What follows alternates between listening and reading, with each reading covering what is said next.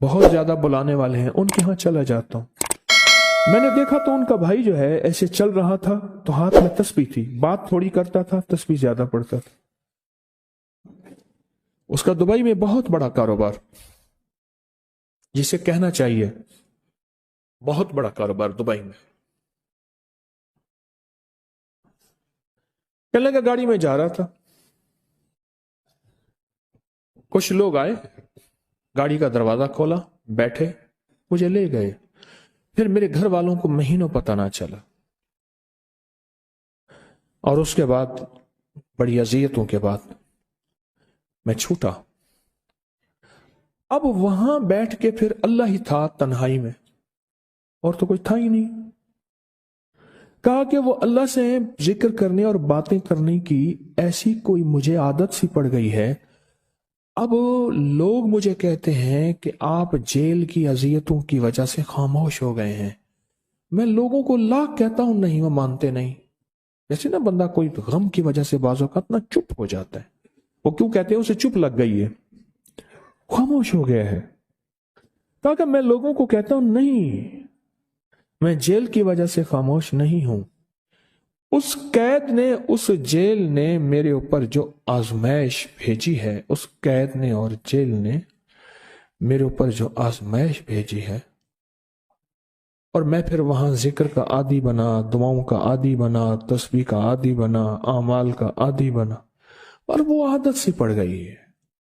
اور وہ عادت سی ایسی پڑی ہے کہ بس سارا دن اب اسی میں لگا رہتا ہوں، سارا دن اب اسی ذکر میں اور اسی یاد میں لگا رہتا ہوں۔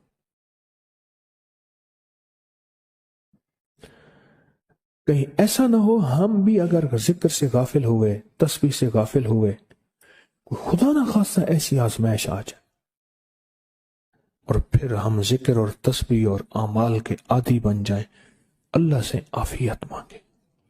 اور اگر ہماری زبانوں پہ تسبیح ذکر آ گیا ہے عافیت کے دنوں میں، تو سمجھ لیں یہ اس کی عطا ہے، یہ اس کی نعمت ہے، یہ اس کی کریمی ہے، یہ اس کا فضل ہے۔ اس نے بہت بڑی آزمائش سے پہلے ہمارے اوپر اتنا کرم کر دیا، اس کا بہت بڑا کرم ہے۔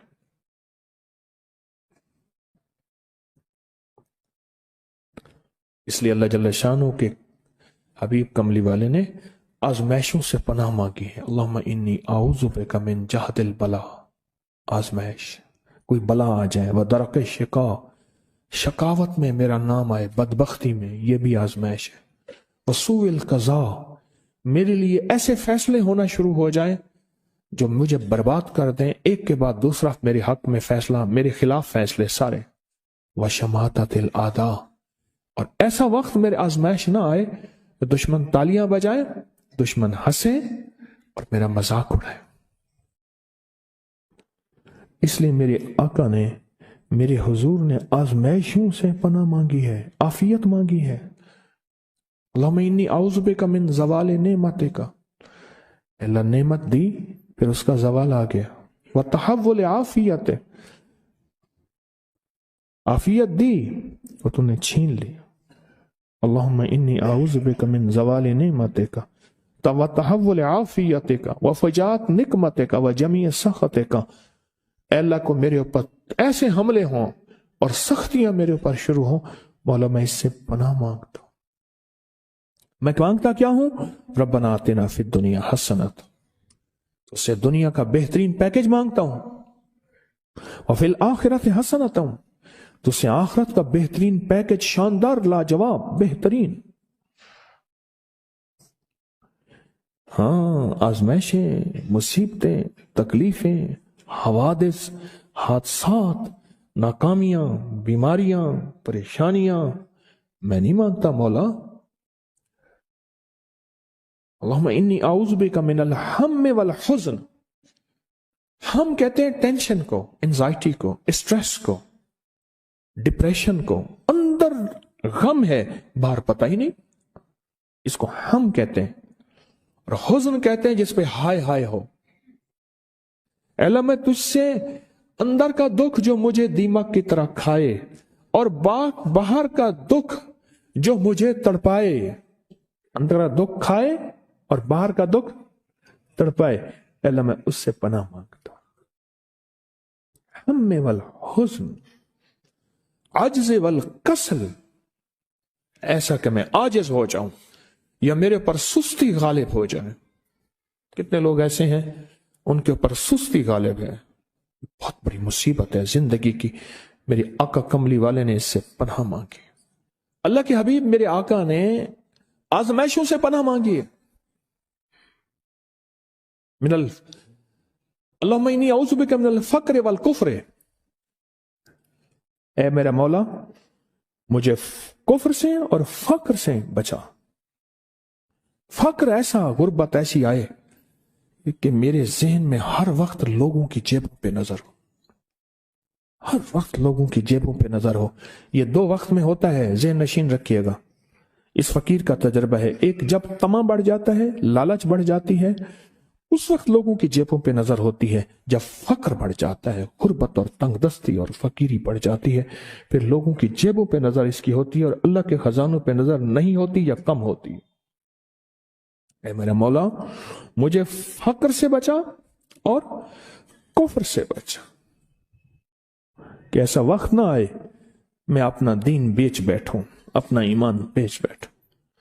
ہمارے ایک مخلص تھے عبد الوحید سلیمانی صاحب رحمۃ اللہ علیہ، کہنے لگے انارکلی میں میرا ایک دوست تھا، تو میں اس دوست کے ساتھ زندگی گزری، پنجاب یونیورسٹی میں اکٹھے پڑھتے تھے۔ تو پھر پتہ چلا کہ وہ بہت مالدار ہو گیا، اسلام آباد کے ایک بہت بڑے سیکٹر میں گیا تو اس کا گھر دیکھا، گاڑیاں، بڑا گھر، اور یہاں اس کے پاس ایک پرانی سی پتلون ہوتی تھی اور غربت ہوتی تھی، اور انارکلی کے کسی اوپر چبارے کے کسی کمرہ لیا ہوا تھا۔ تو میں نے اس کا نام لے کے پوچھا یہ کیا؟ اس نے ایسے سینے پہ ہاتھ رکھ کے کہا بس یہی بیچا ہے، اب باقی سب ٹھیک ہے، سینے پہ ایمان بیچا ہے، سب کچھ مل گیا۔ اللہ میرے پر وہ وقت نہ لا جب میرے اوپر فقر غالب آ جائے یا کفر آ جائے۔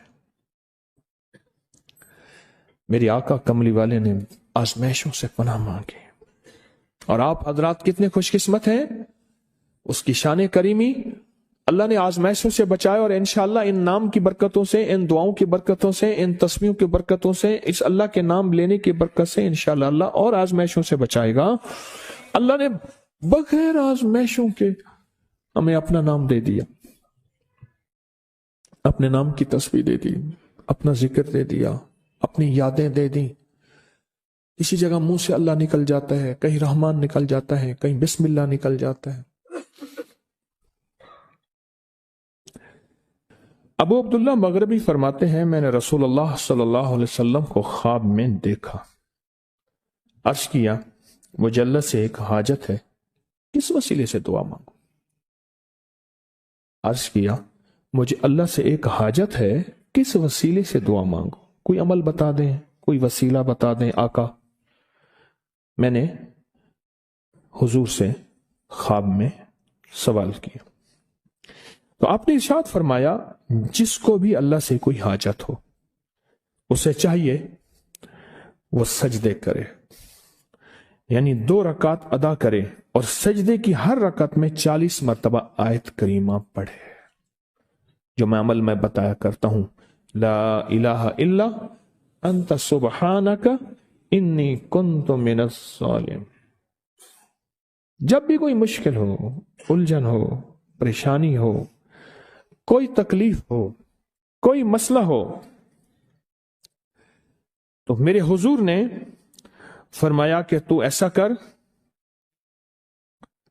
تو ایسا کر، تو کیا کر، تو نفل پڑھ، ہر رکعت میں سبحان ربی الاعلیٰ کے بعد 40 مرتبہ آیت کریمہ پڑھ، اور پڑھ ایسے ڈوب ڈوب کے، مانگ مانگ کے، گڑ گڑا کے، بھیکاری محتاج سائل اور منگتا بن کے پڑھ۔ اور حدیث میں آیا کہ کوئی مصیبت زدہ اس کو نہیں پڑھتا جس کی مصیبت دور نہیں ہوتی۔ آیت کریمہ کو فرمایا کوئی مصیبت زدہ اگر پڑھ لے اس کی مصیبت دور ہوتی ہے۔ اور ایک اور حدیث میں ہے کہ کبھی ایسا نہیں ہوا کہ کسی مسلمان آدمی نے کسی چیز کے لیے اسے پڑھا ہو اور اس کی دعا قبول نہ ہوئی ہو، اور اس کو ترمذی اور نسائی نے روایت کیا ہے۔ میرے آقا فرماتے ہیں کہ میں جب شب معراج میں میرا ایک شخص پر گزر ہوا جو نور عرش میں چھپا ہوا تھا، عرش کے نور میں اتنا ڈوبا ہوا تھا، خود چھپا ہوا تھا عرش کے نور میں۔ میں نے پوچھا یہ کون ہے؟ یا کوئی فرشتہ ہے؟ فرمایا نہیں۔ میں نے کہا تو پھر یہ کون ہے؟ فرمایا ایک انسان ہے، جب دنیا میں تھا تو یاد خدا اسے اس کی زبان پر تر و تازہ رہتی تھی، اس کا دل مسجد میں لگا رہتا تھا، آج اللہ کے حضور یہ نور عرش کے نور میں اتنا ڈوبا ہے کہ خود چھپ گیا۔ دو چیزوں کی وجہ سے، ایک، اس کی زبان ہر وقت اللہ کی یاد سے تر و تازہ رہتی تھی۔ جو دم غافل سو دم کافر، میں نے مرشد سبق پڑھایا ہو۔ حضور کہتے ہیں میں مرشد کے پاس گیا، میں نے کہا حضرت کو نصیحت فرما دیں۔ فرمایا میری نصیحت یہی ہے، جس دم غافل ہوگا سمجھ لے وہ دم تیرا کافر ہے۔ اور کافر کے معنی اصل ہیں انکار کے، وہ تیرا دم اللہ کے ساتھ جڑا ہوا نہیں ہے۔ پر میں ذکر کرنے والوں کی مثال زندہ کی ہے اور ذکر نہ کرنے والوں کی مثال مردہ کی ہے۔